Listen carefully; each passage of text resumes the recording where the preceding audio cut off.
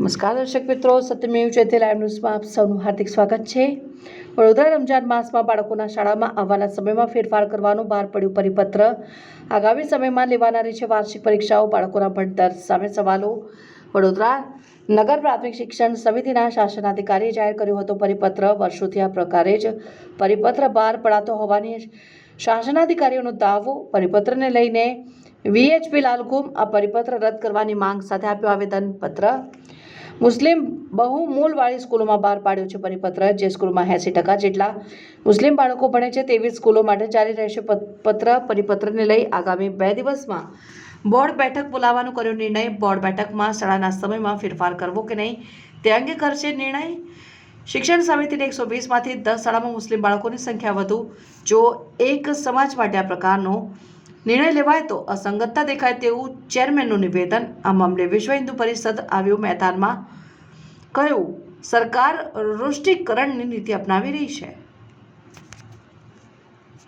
નગર પ્રાથમિક શિક્ષણ સમિતિના શાસનાધિકારીએ જે પરિપત્ર બહાર પાડ્યો છે એ પરિપત્ર મુસ્લિમ પુષ્ટિકરણ તરફ લાગે છે અને જાણે કે આ પાકિસ્તાનમાં રહેતા હોય અને પાકિસ્તાન સંચાલિત સ્કૂલો હોય એવો અમને અહેસાસ થઈ રહ્યો છે।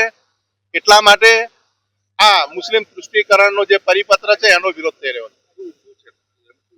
પરિપત્રમાં રમજાન માસ દરમિયાન 80%થી વધુ બાળકો જે મુસ્લિમ સ્કૂલોમાં ભણતા હોય એ સ્કૂલોના બાળકોને 2 કલાક મોડા આવવું અને 2 કલાક વહેલા છૂટવું એવું સમયના ફેરફારની એમાં નોંધ લેવાય છે। તો એ ખરેખર બાળકોના શિક્ષણ સાથે ચેડા જેવી બાબત છે। આ ચેડા ક્યારેય સાખી ના લેવાય। આ કાયદેસર રીતે જોવા જઈએ તો બાળકોના મૂળભૂત ભણવાના જે હકો છે એની પર તરાપ છે।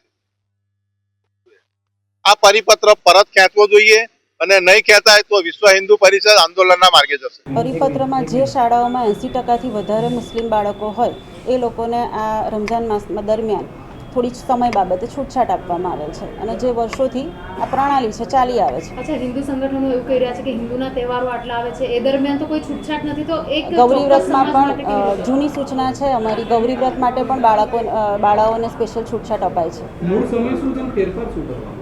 મૂળ સમય અમારો 7 થી 12:20 સુધીનો છે અને રમઝાન માટે 8 વાગ્યાનો સમય રાખ્યો છે, 1 કલાક મોડું।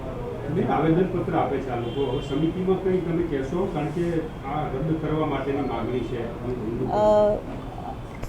અમારા માનનીય ચેરમેન સાહેબ અને શિક્ષણ સમિતિ સમક્ષ આ બાબતની અમે લોકો રજૂઆત મૂકીશું અને સમિતિ જે નિર્ણય લે પછી જોઈશું। અચ્છા, પરિપત્ર બહાર પાડતા પહેલા બોર્ડના સભ્યો કે કોઈની સાથે ચર્ચા કરવામાં આવી હતી કે આ પ્રકારનું પરિપત્ર બહાર પાડી શકે?